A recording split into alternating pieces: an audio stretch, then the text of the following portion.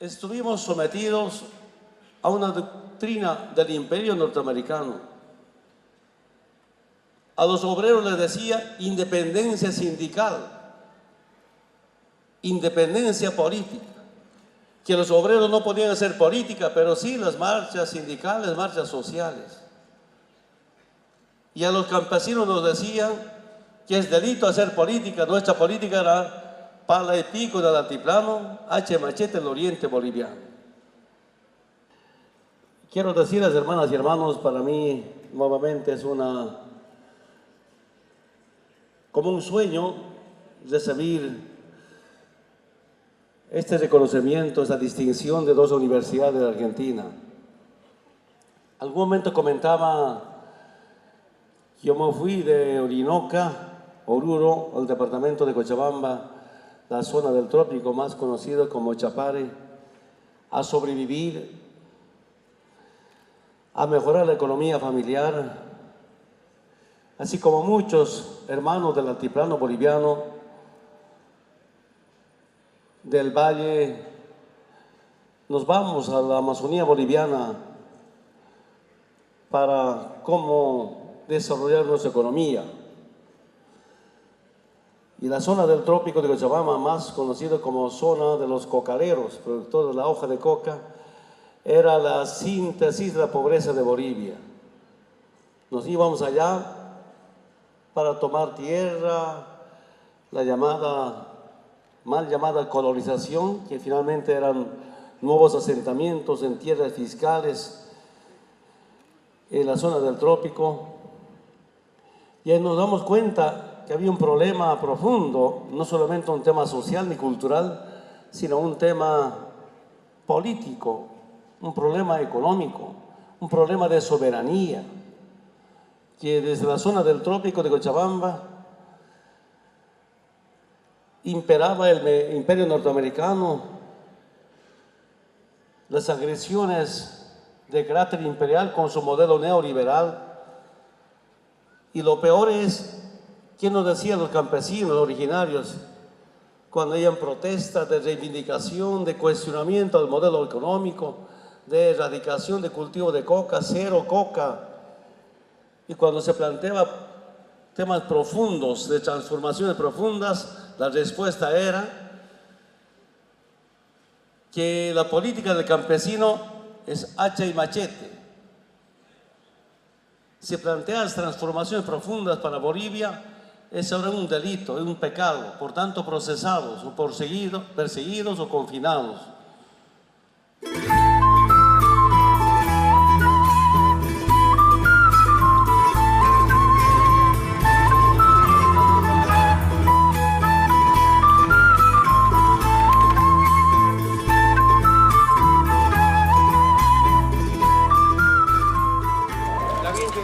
Del hermano Evo Morales, nuestro Malco, nuestro presidente de presidentes, ese es el hermano indígena, el Malco Evo Morales, de que pertenecemos a esta tierra, esa es nuestra identidad, para que sepamos defenderla frente al avance neoliberal, pero con conciencia, poniendo de pie, con identidad, vamos a lograr y vamos a hacer realidad la patria grande, hermano.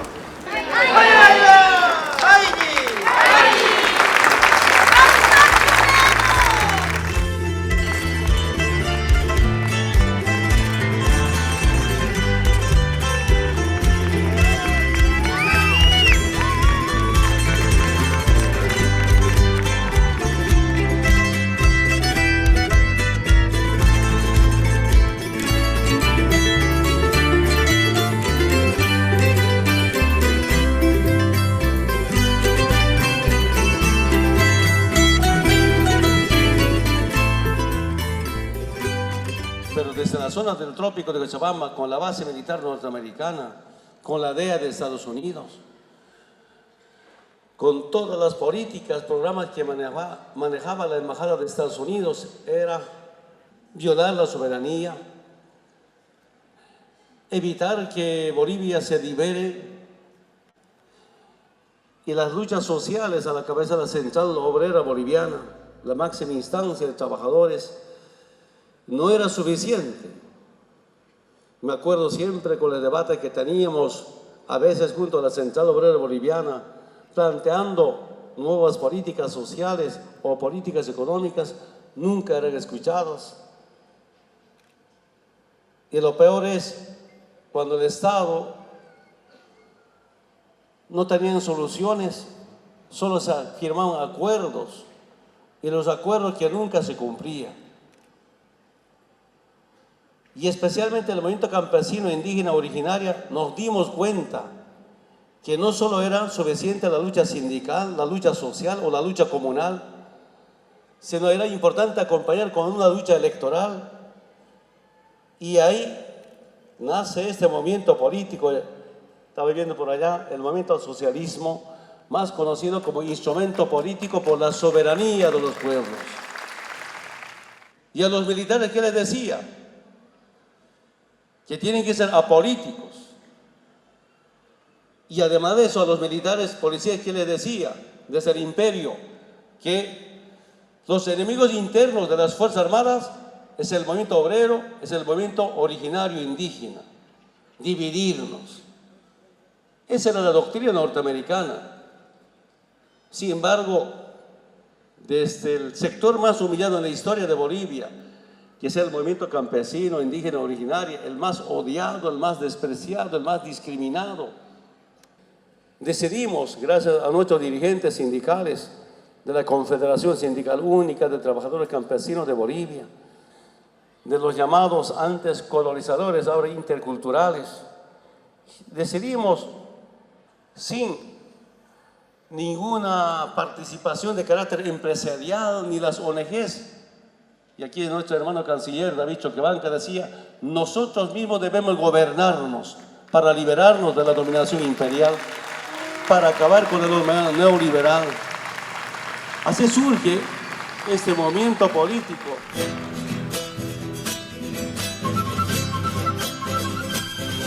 Desde la comunidad india Quilmes de Tucumán, de la ciudad sagrada de los Quilmes, que tan vapuleada está, hoy yo le quiero agradecer a la Pacha por la libertad de nuestro cacique, Francisco Pancho Chaile.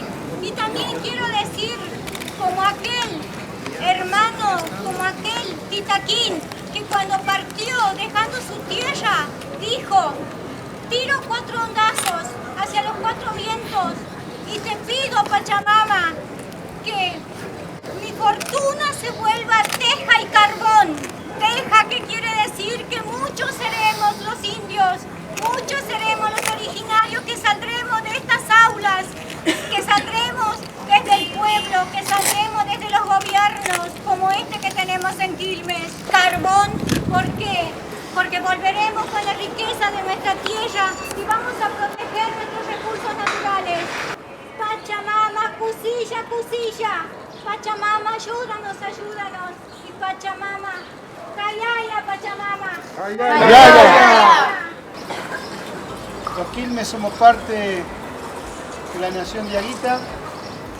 Recibimos esa cultura ancestral aquí en este lugar, en la ciudad de Quilmes, que lleva honrosamente y gloriosamente el nombre de ese pueblo luchador que resistió 140 años la colonización, que sigue resistiendo y sigue luchando por su tierra. El año que viene se cumplen 300 años del reconocimiento, 350 de la llegada aquí, 300 años de reconocimiento por el poder imperial de aquellos tiempos, el Imperio Español, de que la tierra le pertenecía a los Quilmes, allá en la ciudad sagrada, que hoy todavía siguen peleando para que se lo reconozca. Por esa lucha, el hermano cacique Pedro Francisco Chaile fue detenido junto a 11 hermanos Quilmes. Y aquí Aida, que es la hermana del cacique, estuvo luchando 3 meses por su injusta detención, que significaba nada más y nada menos que defender su tierra y su ciudad, la ciudad que queda allá en Tucumán, donde habitaron los pueblos Quilmes. Gracias a la lucha infatigable de Aida y toda la comunidad, de todos los pueblos originarios, nosotros hemos acompañado esta lucha en Tucumán el cacique y todos los compañeros, todos nuestros hermanos están libres. Para nosotros recibirlo hoy a Evo, con la libertad de Francisco Chaile, el cacique de los Quilmes, es una alegría enorme. Y quiero felicitar a Aida y a todos los compañeros de la comunidad por este gran día. También agradezco a la gente, al pueblo Quilmes, que nos acompañó en las marchas, que pudimos estar presentes, pudimos demostrar hacia el gobierno de Tucumán la injusticia que estaban cometiendo realmente con Francisco Chaile y los 11 comuneros.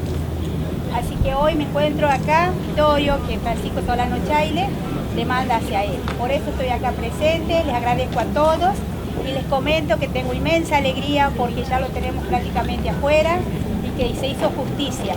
Después de tanta injusticia, se hizo justicia. Mientras se va realizando nuestra COA, esto es comunitario. A nuestras autoridades que nos visitan pueden también expresar su sentir, su parecer en este día histórico para Quilmes. Hermanos.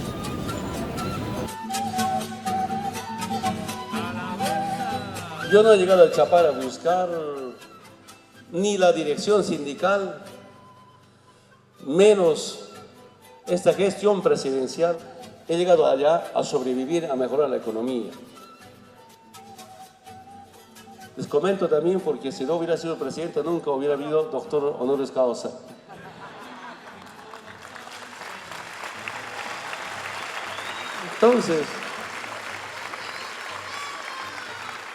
Entonces quiero decirles, así surge este movimiento político, que finalmente nos dimos cuenta que había una dominación en lo político desde la Embajada de Estados Unidos, en lo económico desde el Fondo Monetario Internacional, en lo militar desde el Comando Sur. Solo quiero comentarles, el Fondo Monetario Internacional tenía sus oficinas en el Banco Central de Bolivia. No podía entender eso. Que el Grupo Militar de Estados Unidos tenía 2 oficinas del Estado Mayor de las Fuerzas Armadas en La Paz, Bolivia. Después de 1 mes o 2 meses nos dimos cuenta que la CIA había tenido su oficina dentro del palacio. Era un ex general de la Policía Nacional. No podíamos entender. Claro, quiero decirles, por lo menos para que yo sea dirigente sindical, algunas organizaciones me llevaron a talleres, seminarios, pero para ser presidente nada. Entonces, obligado a entender, seguramente errando, aprendiendo para prestar mejor servicio al pueblo boliviano. Desde arriba y afuera, en las distintas épocas de la historia del planeta o finalmente de América Latina, siempre hicieron ¿qué? Dividirnos para dominarnos políticamente. Y dominándonos políticamente, saquearnos o robarnos económicamente. Esa es nuestra historia. Y cuando nos unimos, cambiamos la situación social, política, económica. Ahora el gran problema que tenemos es cómo unirnos. Es el gran problema que tenemos. Claro, yo siempre digo que es un derecho ser procapitalista, proimperialista. Es un derecho también ser antiimperialista, anticapitalista. Pero lo que estamos viviendo en Bolivia, especialmente puedo hablar de Bolivia, cuando nos hemos liberado políticamente de la Embajada de Estados Unidos, cuando nos hemos liberado económicamente del Fondo Monetario Internacional, ahora estamos mejor que antes, mejor que los 180 años vividos, hermanas y hermanos.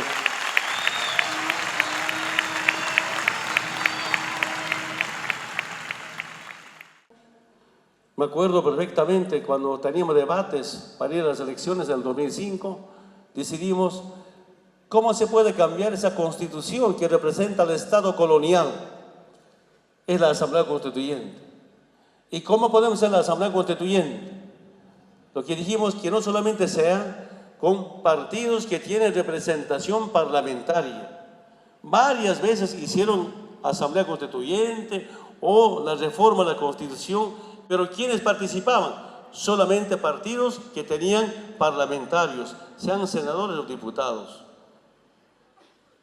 Nosotros no, dijimos, si ganamos las elecciones vamos a convocar que el pueblo elija sus constituyentes. Garantizamos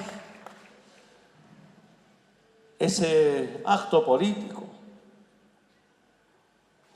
Entre el 2007 y 2008 ha sido un momento más difícil que hemos vivido en Bolivia, pero pese a las dificultades, se ha garantizado la Asamblea Constituyente.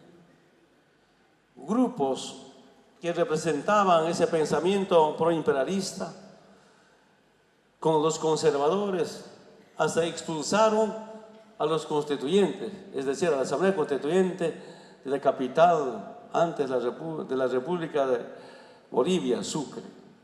Y la Asamblea Constituyente ha terminado en la ciudad de Oruro bajo la guardia o garantizado por obreros, comerciantes, hermanos campesinos, indígenas, transportistas, para garantizar la conclusión y la aprobación de un proyecto de constitución, después para someter al voto del pueblo boliviano mediante el referendo. Inclusive se ha negociado por el sector de opositores. Hemos sido muy inflexibles, hemos entendido. Y después aprobado mediante una ley, se convoca un referéndum y el pueblo boliviano aprobó por primera vez desde la fundación de la República, 1825, una constitución con el voto del pueblo boliviano. Ahí sí yo digo que nos hemos liberado y ahí sí hemos dado un paso importante, acabar con el Estado colonial y fundar un Estado plurinacional de Bolivia, donde todos tenemos los mismos derechos. Hermanas y hermanos, sigue convencido. Antes había Estado, pero Estado sin clases. Si había algún Estado con clases, su clase era ese grupo oligárquico, sometido a las monarquías internacionales. Perdone mi sinceridad.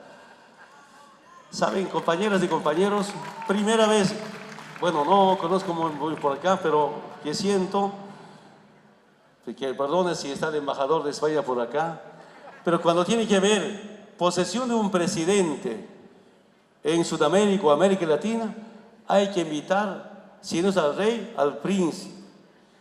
Yo digo, si una monarquía es para su país, esa monarquía no puede ser para América Latina ni para el Caribe, hermanas y hermanos.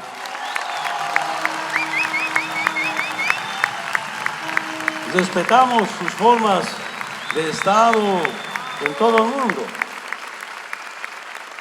Y en esta última posesión, en mi posesión, para esta última gestión, decidimos, pues invitamos al presidente de España, pero no puede venir el representante de España que sea un rey o el príncipe, no.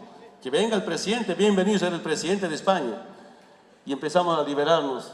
Creo que mi canciller creo que no quería, pero nos hemos impuesto.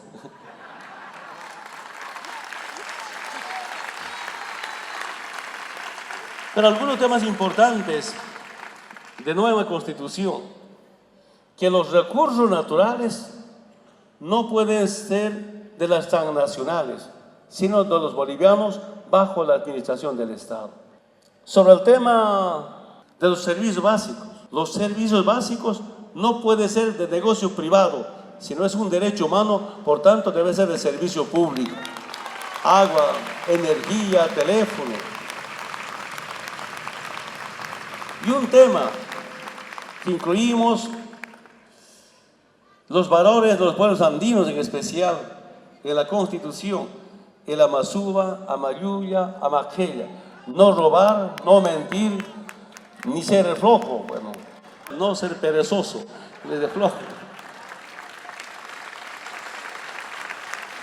Hermanos de Bolivia que están presentes acá, a todos los hermanos de Bolivia, esta propuesta, que son valores del movimiento indígena de nuestro continente, yo diría especialmente a la región andina, hemos llevado a las Naciones Unidas, que se ha reconocido estos valores, el no robar, no ser flojo, ni ser mentiroso. Y sabe, el día lunes de la tarde, por unanimidad, las Naciones Unidas aprueban estos valores andinos para una gestión transparente, honesta, al servicio de los pueblos del mundo. Ahora se convirtió en una norma internacional. Son aportes de Bolivia, especialmente del movimiento indígena, originaria, campesina, para cómo se acabe ese tema de corrupción. Bueno, algo que no compartimos. A veces, cuando uno es autoridad, hay mucha soberbia de esa autoridad. ¿Cómo eliminar esa soberbia, esa prepotencia? Que la humildad es tan importante, pero también importante ser autoridad para una buena gestión. Esperamos que estos valores del movimiento indígena andino pueda aportar para una gestión transparente en todo el mundo. Eso es nuestro gran deseo. Felizmente, después de tantos años, estos valores están siendo reconocidos en el mundo. Por eso estamos satisfechos, hermanas y hermanos de Bolivia, de todos los hermanos quechuas de este continente. Segundo aspecto, en lo económico, lo que hace un momento relataban nuestros lectores, nuestro presentador, era la nacionalización de los hidrocarburos. Algunos datos. La renta petrolera, el 2005, antes que seamos gobierno, eran 300 millones de dólares. El año pasado, la renta petrolera ha llegado cerca a 6.000 millones de dólares, hermanas y hermanos. Especialmente para los hermanos de Bolivia. Hermanos de Bolivia, seguramente pueden darse cuenta, en 20 años de neoliberalismo, ¿cuánta plata hemos perdido? ¿Cuánto se lo robaron? La Entel solo llegaba, tal vez me equivoco, a 60 o 90 municipios. Tal vez me equivoco, creo 60 o 90 municipios. Bolivia tiene casi 350, 329 municipios. Solo llegaba ahí. Además de eso, antes la renta, cuando estaba privatizada, estaba en manos de los italianos. Creo que argentinos son medio italianos, creo que son. Estaban en manos de una empresa italiana. Nacionalizamos, recuperamos, pero antes, según los datos, la renta, la utilidad neta era como 60, 70 millones de dólares, utilidad neta. Nacionalizamos, ahora tenemos utilidad neta de la Entel, más de 100 millones de dólares. Además de eso están los tres, en todos los municipios de Bolivia, incluye internet. Unos hermanos rectores hablaban del bono Juancito Pinto. ¿De dónde sacamos plata para ese bono Juancito Pinto? Para que no haya nuevos analfabetos. De nuestras empresas públicas, de Entel, del YPFB. Estos datos, hermanas y hermanos, me sorprenden a mí. Por eso me pregunto, con el neoliberalismo, ¿cuánta plata hemos perdido? El Fondo Monetario Internacional tantos daños hizo a Bolivia. Recordarán ustedes, el 2003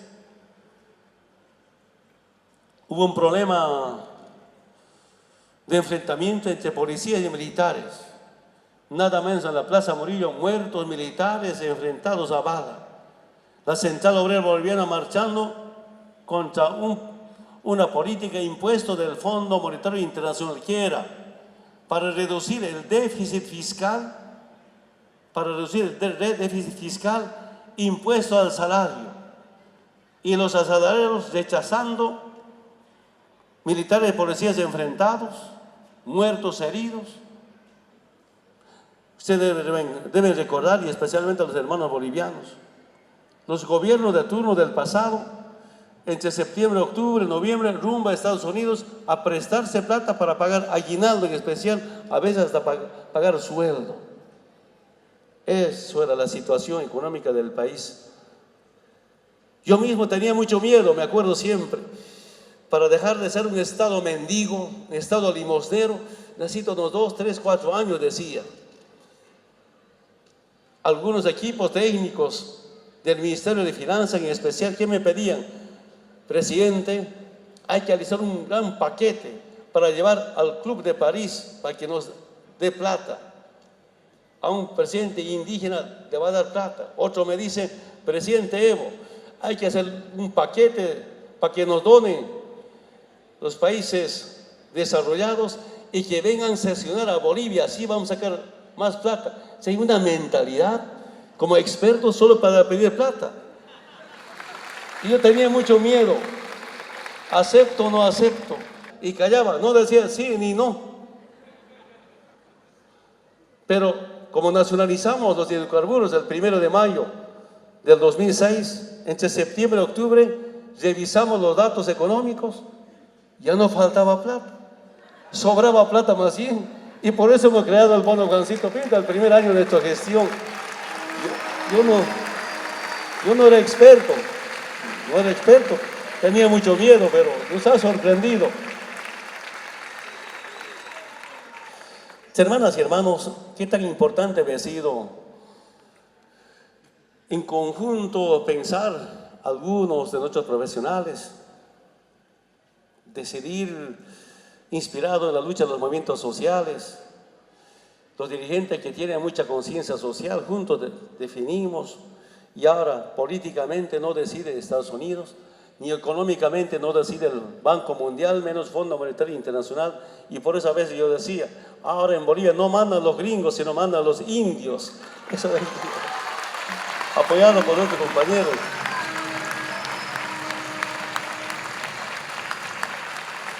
Solo quiero decirles, hermanas y hermanos, en la parte social es la redistribución de la riqueza. Antes, todos, creo que, a ver, ¿cómo era cómo se repartían las utilidades? 82% para las empresas, 18% para los bolivianos. Ahora inclusive 85% son para los bolivianos, un 15% para las empresas. Están tranquilos trabajando, hay como Repsol, Petrobras. Bueno, largo sería comentarles toda esta política económica con relación al tema de los hidrocarburos. Pero los recursos económicos ahora vuelven al pueblo, primero con las transferencias, segundo mediante bonos y rentas, y tercero mediante obras que hace el mismo gobierno nacional, a veces compartido con gobiernos municipales como también con gobiernos departamentales. Es decir, ahora ya no se privatiza la economía, más bien la economía se socializa, se democratiza. Ese nos ayudó a resolver, y tal vez no todos, porque cuando llegamos al gobierno, la extrema pobreza, la pobreza estaba con 38% y bajamos al 18%. Tenemos una meta hasta el 2020, llegar al 7-8% de pobreza. No ha sido tan sencillo bajar la pobreza, cuestan implementar programas de políticas. Pese al precio del petróleo, que lamentablemente, compañeras y compañeros, este precio del petróleo no es por culpa del gobierno de América Latina. ¿Quién me he dado cuenta? Que el sistema capitalista, cuando tienen crisis financiera, ¿cómo acuerdan para bajar el precio de los recursos naturales para relanzar su economía? Ellos del sistema capitalista. Es negocio de ellos. Y ahora nosotros, ¿cómo nos organizamos para enfrentar esta situación? Esa es la otra responsabilidad que tenemos como países. Hace un momento estuvimos conversando con compañeros de la prensa argentina, con algunas agencias internacionales. Les comentaba, por lo menos en Bolivia, garantizado la liberación política, la liberación económica, lo que nos falta es la liberación en la parte tecnológica. Es el desafío que tenemos. Y hace 2 semanas, una semana atrás, recibí al ministro de Defensa de Argentina, acompañado por algunos comandantes, y algo que me ha gustado, claro, enviado por nuestra presidenta Cristina. Nosotros no vemos a Bolivia como mercado, sino en esta liberación tecnológica quieren que sean socios y juntos nos liberemos en la parte tecnológica. Se me encantó bastante, esa es la liberación tecnológica, esa es nuestra responsabilidad todavía. Entonces, hermanas y hermanos, si bien ahora es reconocido por las universidades, es justamente por esa lucha del pueblo boliviano y especialmente los movimientos sociales, es la conciencia del pueblo boliviano. ¿Por qué digo conciencia? Que es el voto del pueblo boliviano. Se me acerca un empresario privado en el aeropuerto de Cochabamba, me dice, y me provoca, dice, Evo, yo no tengo plata para ser presidente. Yo, ¿qué plata tengo para ser presidente? De campaña. Me dolió un poco, pero no de mucha importancia. Y ahora me pregunto, ¿qué plata tiene Evo para ser presidente? Esa es la conciencia del pueblo boliviano. Y este reconocimiento es para ese pueblo, para esa lucha del pueblo boliviano, nuestros movimientos sociales. Especialmente nuestros rectores, nuestros docentes, investigadores saben muy bien cómo era antes Bolivia. No haber estado con el neoliberalismo y sobre todo a las futuras generaciones. No haber soberanía ni dignidad con el imperialismo norteamericano en estos tiempos. Y por eso siento que es tan importante, hermanas y hermanos, esta unidad, la patria grande, la liberación. Hay temas pendientes y esa es nuestra experiencia vivida desde Bolivia. Ahora, frente a la crisis provocada por el capitalismo, estamos acelerando la inversión. Hay agresiones políticas, hay agresiones económicas, como Argentina, los fondos buitres. Imagínense, hace una semana atrás, Naciones Unidas ha dado un duro golpe al Fondo Monetario Internacional con este tema. Toda nuestra solidaridad con Argentina, y es parte de la unidad, yo digo, parte de una rebelión de los pueblos del mundo frente a estos instrumentos de dominación. Imagínense un solo ejemplo, Siria o Libia, provocaron una intervención, ahora ¿en qué situación está? No les interesa cuando los recursos naturales están en manos de las transnacionales, pero cuando no están en manos de las transnacionales, son los que provocan conflictos para justificar una intervención. De eso debemos cuidarnos y de eso, para esta clase de problemas debemos unirnos para seguir luchando contra esa dominación. Hermanas y hermanos rectores, muchas gracias por este reconocimiento. Un reconocimiento a los pueblos del mundo. Muchísimas gracias. ¡Que viva Argentina! ¡Que viva la patria grande! Muchas gracias. Y hemos venido acá, bueno, a saludar al compañero y hermano Evo Morales. Hemos construido este movimiento para poder aportar en Argentina la construcción de una nueva América. Los pueblos indígenas vienen luchando desde hace muchísimos años, siglos tal vez, en pos de muchas reivindicaciones de su existencia, de sus tierras, de su dignidad, de su desarrollo. Los pueblos indígenas hemos conseguido a través de los años una cantidad enorme de derechos. Hemos conseguido leyes constitucionales, internacionales,